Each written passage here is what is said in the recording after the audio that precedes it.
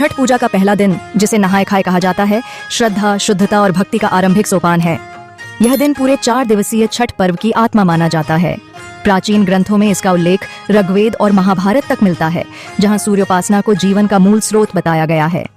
कहा जाता है कि कर्ण, जो सूर्यदेव के पुत्र थे, प्रतिदिन सूर्य को अर्घ्य देते थे। वे ही पहले छठ व्रती माने जाते हैं।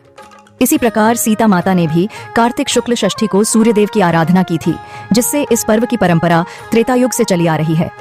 मिथिला और मगध के लोग इसे मैया छठी की पूजा के रूप में मनाते हैं, जो संतान, आरोग्य और समृद्धि की देवी मानी जाती हैं। विज्ञान की दृष्टि से देखें तो छठ पूजा एक संपूर्ण प्राकृतिक और जैविक चिकित्सा पद्धति है।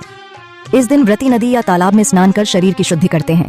यह स्नान शरीर में पॉजिटिव आयन बैलेंस बनाए रखता है और त्वचा रोगों को दूर करता है।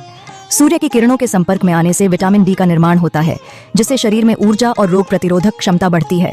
व्रत का प्रारंभ सात्विक भोजन से होता है, जिसमें अरवा चावल, कद्दू की सब्जी और चने की दाल शामिल होती है। ये भोजन न सिर्फ पवित्र होता है, बल्कि शरीर को डिटॉक्स करने और मन को शांत करने में सहायक होता है। आध्यात्मिक रूप से यह दिन व्यक्ति को आत्मशुद्धि की ओर ले जाता है। जब व्रती स्नान करके घर को गोबर और मिट्टी से लीपते हैं, तो यह केवल सफाई नहीं बल्कि ऊर्जा का पुनः संयोजन है। घर में शुद्ध वातावरण बनता है, जहां हर कोना छठ मैया की उपस्थिति का अनुभव कराता है।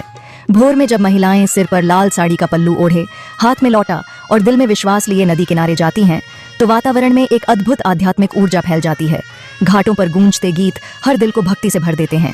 यह दृश्य केवल पूजा का नहीं, बल्कि जीवन के हर तत्व, सूर्य, जल, वायु और मिट्टी के प्रति आभार का प्रतीक है।